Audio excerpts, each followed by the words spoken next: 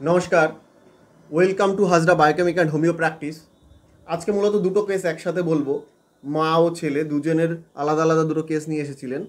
তো এনাদের বাড়ি অনেক দূরে, রিলেটিভ আছে আমার পার্শ্ববর্তী কোনো গ্রামে। তো তাদের থ্রু তারা এসেছিলেন। তো প্রথমে আসি মায়ের সমস্যা। তো মায়ের বয়স, এই ভদ্রমহিলার বয়স 43 বছর।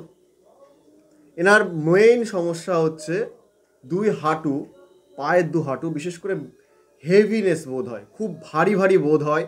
হাঁটতে পারে না, হাঁটতে গেলে কখনো মনে হয় যেন দুমড়ে মুচড়ে ভেঙে পড়ে যাবেন। তো পেশেন্ট এসেছিলেন 15/3/2024 তারিখে। আমি 15/3/2024 তারিখের কেসটাই বলছি। এছাড়া হাঁটুতে কোনো ফোলা ছিল না, কিন্তু যখন মুভমেন্ট করতেন, চলাফেরা করতেন, তখন হাঁটুতে সাউন্ড হতো। তাহলে মেন সমস্যা হাঁটুনেস, হেভিনেস হাঁটুতে, হেভিনেস অন বোথ নি জয়েন্ট, এর পাশাপাশি নো সোয়েলিং, সাউন্ড হতো কিছুটা। আর বাদ বাকি ওনার সেন্সেশন যেটা ছিল, যখন উনি হাঁটতেন বা মুভমেন্ট করতেন তখন মনে হতো যেন উনি ভেঙে চুরে পড়ে যাবেন, এরকম একটা সেন্সেশন তার হতো।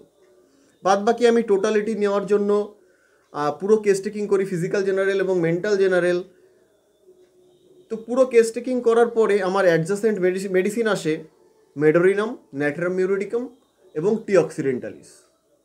তো প্রায়োরিটি অনুযায়ী my selection is medorrhinum.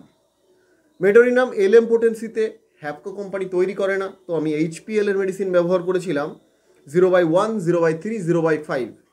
LM পোটেন্সিতে 0/1, 0/3, 0/5 আমি প্রেসক্রাইব করি 15/3/2024 তারিখে। অতঃপর পেশেন্ট আজকে আসলেন 17/5/2024 তারিখে। তো একটু আগেই ওনারা বেরিয়ে গেছেন, এখন আমার চেম্বার ফাঁকা। তো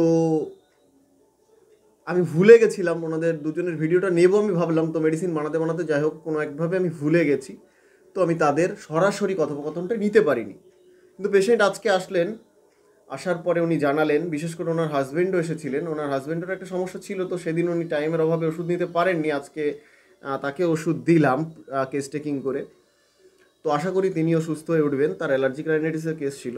তো হাজব্যান্ড বললেন যে না, আগে ওনার যে সমস্যা ছিল, আমি যা দেখছি উনি 90% সুস্থ আছেন।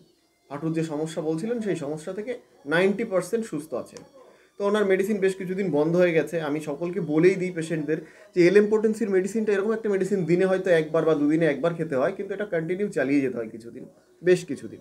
তবে কি হয়, রোগটা শিকড় থেকে উপড়ে ফেলা যায়। তো যাই হোক, ওনাদের একটু লেট হয়ে গেছে। তো 10 দিনের গ্যাপ দিয়ে এসেও পেশেন্ট আমাকে জানাচ্ছে 90% সুস্থ আছে। তো দেখুন, ন্যানো পার্টিকেল হোমিওপ্যাথির, যেটা অন্যান্য প্যাথি মানতেই চায় না, যেটা যদিও আজ রিসার্চ চলছে এই বিষয় নিয়ে এবং ভালো ভালো তথ্য উঠে আসছে যে কীভাবে হোমিওপ্যাথিক মেডিসিনের ডাইনামিক পাওয়ার কাজ করে, সে বিষয়ে বিভিন্ন নিউজ পেপারেও বিভিন্ন লেখালেখি হচ্ছে এবং মানুষ আস্তে আস্তে আরও বেশি হোমিওপ্যাথির দিকে আকৃষ্ট হচ্ছেন। তো এটা স্বাভাবিক বিষয়, এটা একটা মিরাক্কেল সায়েন্স। তো দেখুন, মেডিসিন সিমিলিমাম হওয়ায় একটি মাত্র মেডিসিন প্রেসক্রাইব করতে হয় এবং আমিও ঠিক তাই করেছিলাম। রোগী 90% সুস্থ আছেন একবারের ঔষধে। তো এটাই ছিল এই কেসটা। আশা করি উনি আরও সুস্থ হয়ে উঠবেন। আমি আজকে ওনাকে নেক্সট পোটেন্সি 0/7, 9, 11, 13 প্রেসক্রাইব করলাম। আশা করি পেশেন্ট অতঃপর যখন আসবেন পরবর্তী ফলো আপে, তখন আমি তাকে অনেকটা সুস্থ হিসাবে পাবো আমার কাছে, যে 100% মোটামুটি সুস্থ হয়ে গেছে, আমি এটা ধরে নিতে পারি। 90% ভালো আছে মানে আমার কাছে খুব খুশির বিষয়, আনন্দের বিষয়। আমি জাস্ট একটা মধ্যবর্তী মানুষ। আমি আমার জ্ঞানের পরিধি অনুযায়ী চেষ্টা করেছি তাকে আরোগ্যে ফিরিয়ে দেওয়ার। তো আশা করি উনি সুস্থ হয়ে উঠবেন। ধন্যবাদ সকলকে, সকলে ভালো থাকবেন। পরের ভিডিওতে আমি বলছি, ভিডিওটা লেন্দি হয়ে যাবে, এনার ছেলের যে সমস্যাটা ছিল সেটা। তো সকলে ভালো থাকবেন। লং লাইফ অ্যানিম্যান, লং লাইফ হোমিওপ্যাথি। ধন্যবাদ।